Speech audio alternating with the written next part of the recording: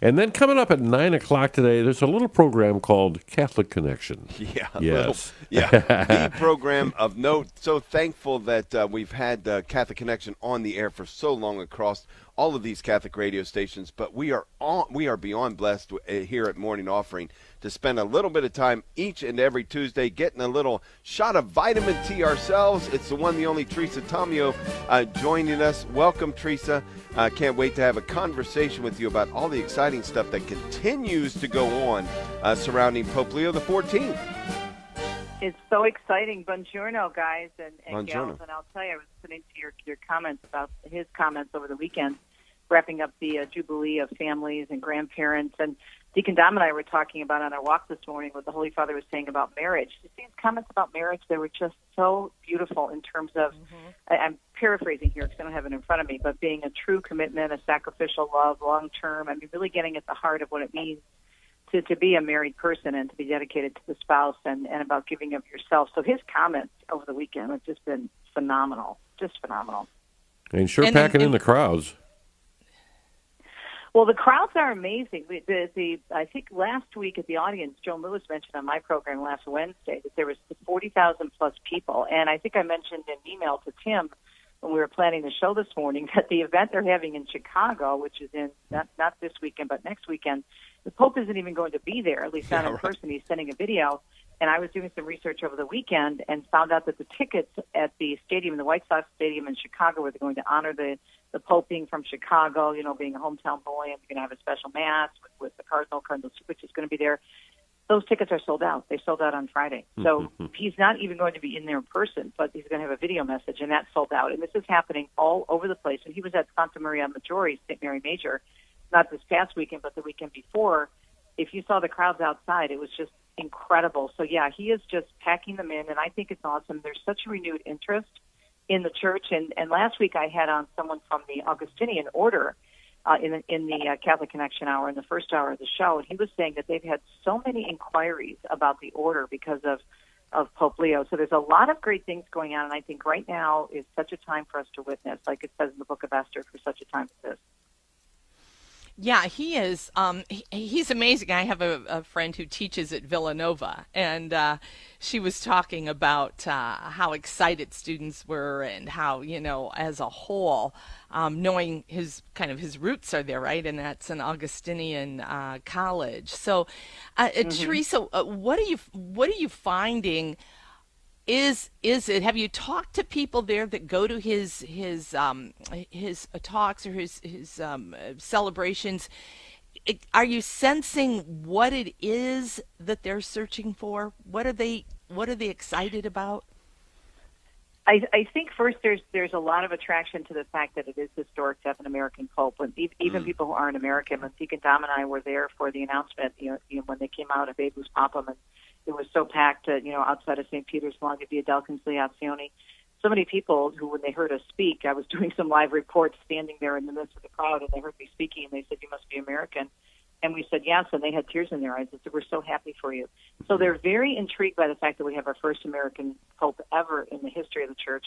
And the other thing that keeps coming up is his diverse background, because even though he is American-born, he has such an incredibly diverse background in terms of spending so much time out of the country, but so many times he was with different groups of people. And so I think people feel that even though he may be obviously born in America, that's very unique, but at the same time he represents so many of us because of his diverse background. There's just a lot of excitement about it, and Italy is just crazy packed. You can't even move now in Rome, wall-to-wall people in St. Peter's, and Deacon Dom and I are down there next weekend. In 2 weeks we're going down for an art exhibit on Caravaggio, and so we're going to be meeting up with Joe Lewis. I'm kind of excited to see if we can make it to the message on Sunday to the Regina Coeli to see how crowded it is. So hopefully I'll have a good report for you then as well. But yeah, the crowds are packed. Italy's full anyway, but the Pope is adding a whole new dimension to all of this.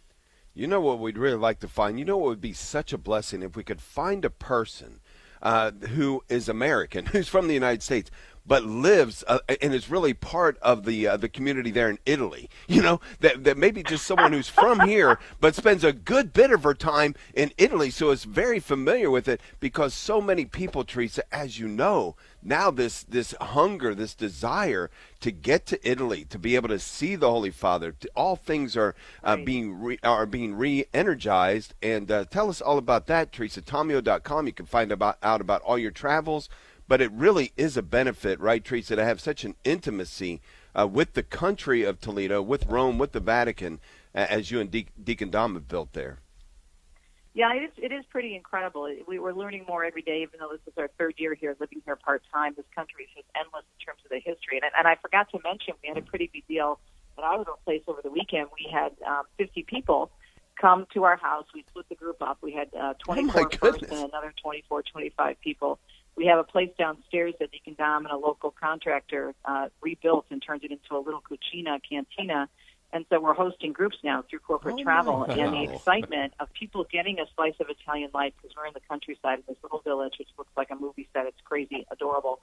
And told them our story, and they were talking about the Pope. They were talking about the beauty of Italy. Nobody wanted to leave. I mean, we literally had to kind of kick them out because we had another group coming in.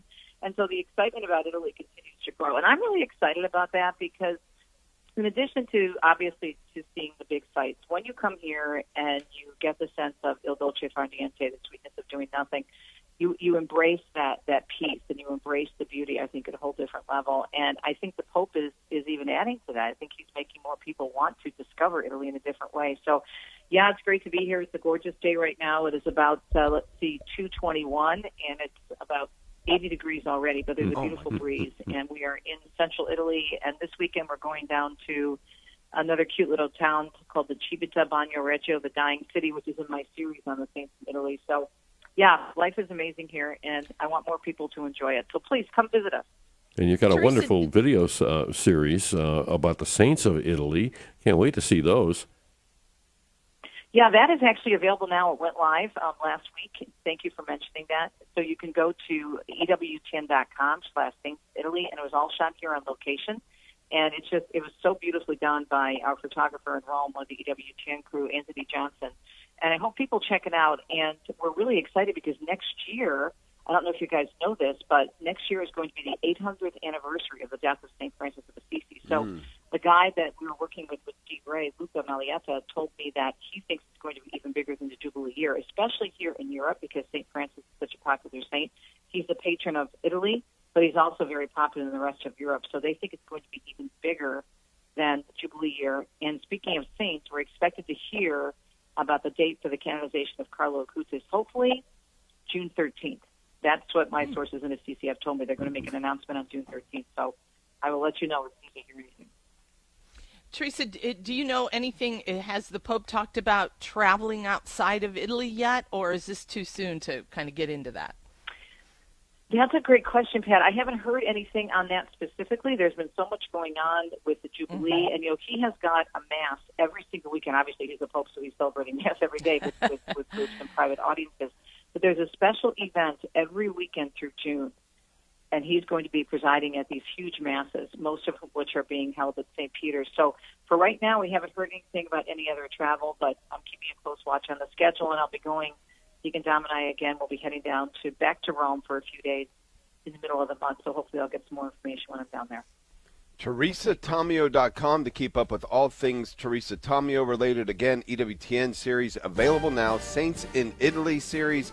You'll be able to take a trip through Italy in preparation for your own pilgrimage, or make it your pilgrimage. And of course, if you're going to Italy, you've got to get our latest book, Italy's Shrines and Wonders, discovering sacred spaces, fascinating places, and destinations off the beaten path. And I do want to say this, Teresa, after Pat asked her last question, you said, great question, Pat. When I asked my question, you said, oh, that's a question, Dave. You praise for her. I thought my question was good too, but I'm not jealous. Yes, it was very good, my dear. Yeah. I'm sorry. You know I love you more than my luggage. Love you. Thanks, and God bless you. And Deacon Dom, thanks for all you're doing. Feel like I'm there. I love it. Thank you, Teresa. We'll be right back. Morning Offering.